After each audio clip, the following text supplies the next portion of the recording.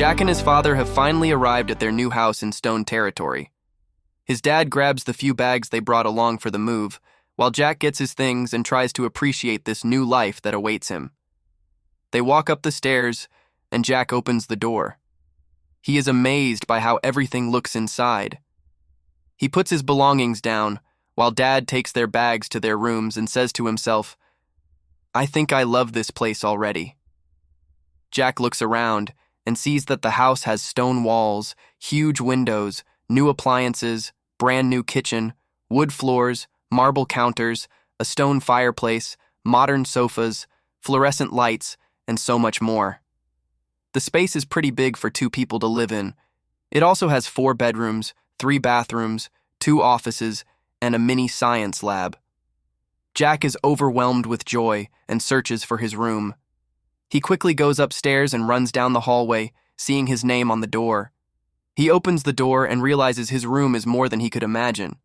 It is so futuristic and sharp, with light gray walls, a bed with black and white circular designs, and tables, dressers, and a desk all made out of steel.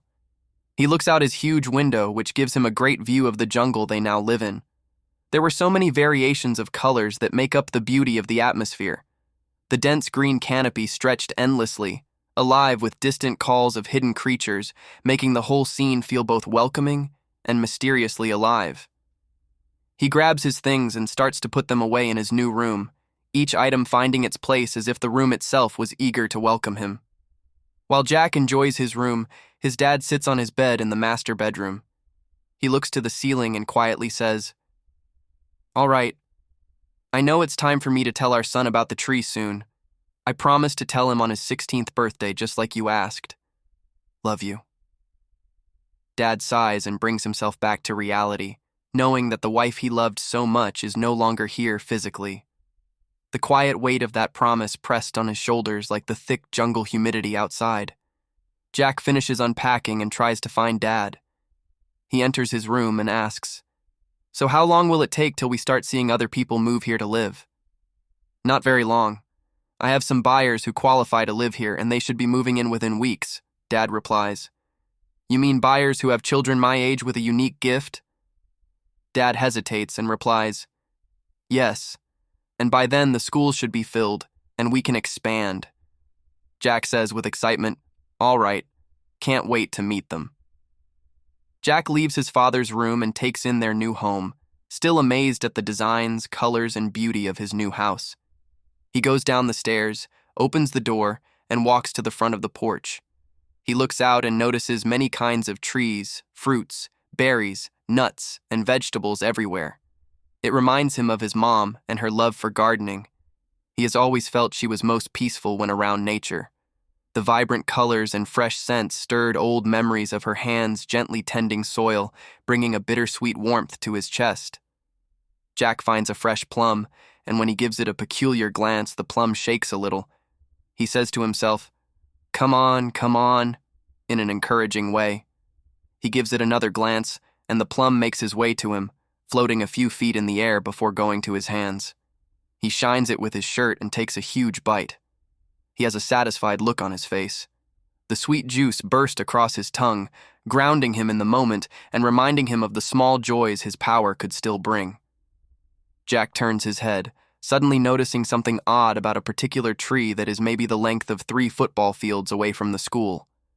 From the corner of his eye, he catches a glow coming from that direction.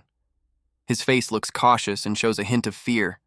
He says to himself, "My eyes are playing tricks on me." He rubs his eyes and heads back in the house, though the image of that distant glow lingered in his mind like an unsolved puzzle. By this time, he finds his dad cooking in the kitchen and playing one of his favorite songs by the Beatles. Jack smells sautéed bell peppers, onions, and tomatoes. He can taste the seasoned ground beef as it cooks on the stove. The noodles are boiling and the garlic bread is baking. Finally, his dad has finished preparing their meals, and they both sit down at the table. Dad starts off the conversation by asking, "How do you like the place so far?" Jack replies, "I really like it a lot. Can't wait for the people moving in to see it. I mean, you don't wake up to a great view like this every day." "Very true," his dad says. So, someone's 16th birthday is coming up. Anything in particular you want to do? Jack grins and replies, well, maybe we can host a party here where all the new residents can meet and greet one another. Dad looks at him and says, that's such a great idea, and you can meet new friends as well. Great. They finish their meals as the Beatles continue playing in the background.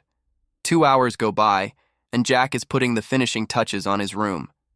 He has already taken a shower, so he is lying down comfortably on his new bed. He turns the TV and the lights off, but he notices a very subtle glow outside the window.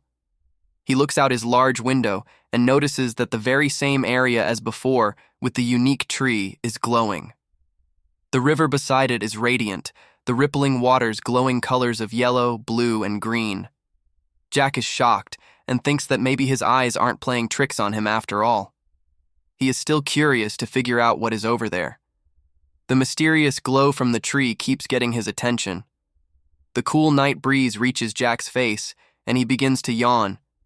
He slowly walks back to his bed, gets comfortable, and falls asleep, the glow still dancing behind his closed eyelids. What hidden power pulsed within that glowing tree? And why did it seem to grow stronger the longer he stared?